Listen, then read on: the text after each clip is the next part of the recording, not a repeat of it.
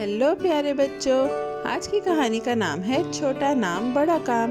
एक दफा का जिक्र है, एक शानदार सब्ज जंगल नीले आसमान के नीचे फैला हुआ था। उस जंगल में एक शेर रहता था। उसकी आयाल सूरज की रोशनी की तरह चमकती थी। ऊंचे दरख्तों में परिंदे गाते थे और नरम पत्ते सरसराहते थे। शेर के पंजों के करीब एक नन्ही चुईया दौड़ती हुई जा रही थी। वो छोटी और तेज थी। शेर आहिस्ता आहिस्ता चल रहा था, खुराक ढूंढ रहा था। नन्ही चुईया उसके पंजे के नीचे से निकल गई, बगैर देखे। मंजर पुरसुकून और थोड़ा सा जादुई लग रहा था। शेर ने नीचे देखा, उसकी आंखें खुल गईं। वो रुक गया और अपना भारी पंजा नीचे किया। वो एक कदम में नन्ही चुईया को कुचल सकता था।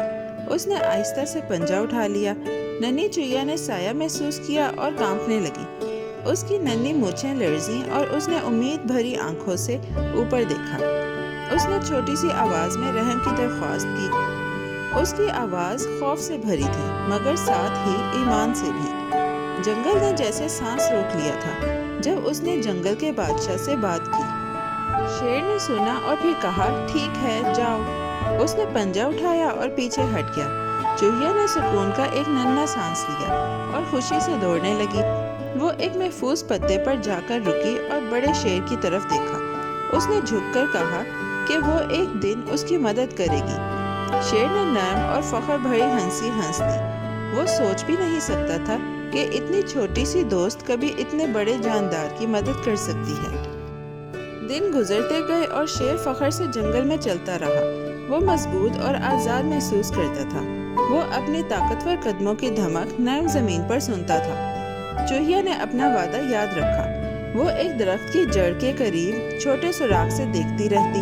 कभी कभार वो मुस्कुराती जब शेर को धूप की किरण में सोते देखती। वो अपने नन्हे वादे पर यकीन रखती, चाहे दूसरे उस पर हंसते। एक दिन एक शिकारी ने एक चालाक फंदा लगाया। उसने मजबूत और चमकते रस्से एक छुपे हुए जाल में बांध दिए। वो एक बड़े जानवर को पकड़ना चाहता था जो जंगल के रास्तों पर चलता था। फख्र से भरा शेर रास्ते पर चलता आया और खतरे का ख्याल तक न किया। उसने जमीन पर पड़े रस्सों को ना देखा। अचानक उसका पंजा और टांग फंस गई और वो रस्सियों के जाल में गिर पड़ा।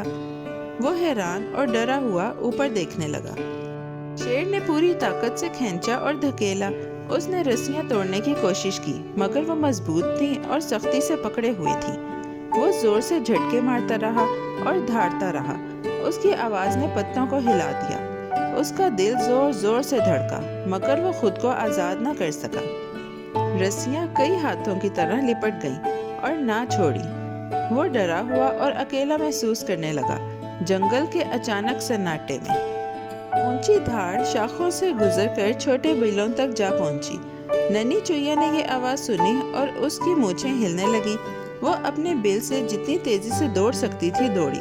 उसने आवाज का पीछा किया और फंसे हुए शेर तक पहुंच गई। उसने रस्सियां देखी और शेर की फिक्र भरी आंखों को देखा। बगैर डरे उसने नर्म आवाज में कहा कि वो खामोश रहे ताकि शिकारी पास न आ जाए। शेर ने चूहिया को हैरत से नरमी से देखा। उसने कहा कि रस्सियां बहुत मजबूत हैं और वो उन्हें तोड़ नहीं सकता। चूहिया ने सिर्फ हंसकर अपने बहादुर नन्हे दांत दिखाए। उसने कहा, फिक्र न करो, वो इस मुश्किल को ठीक करने की कोशिश करेगी। वो अपने छोटे तेज दांतों से काम शुरू करने लगी। उसके नन्हे पंजे रस्सी के धागे पकड़ते और वो हिम्मत के साथ एक एक करके काटती जाती। आहिस्ता आहिस्ता चूहिया ने एक मुहतात मंसूबा बनाया। उसने एक रस्सी को कुतरना शुरू किया, फिर दूसरी, फिर तीसरी। रस्सियां मोटी थीं, मगर उसके दांत सब्र से लगातार चलते रहे।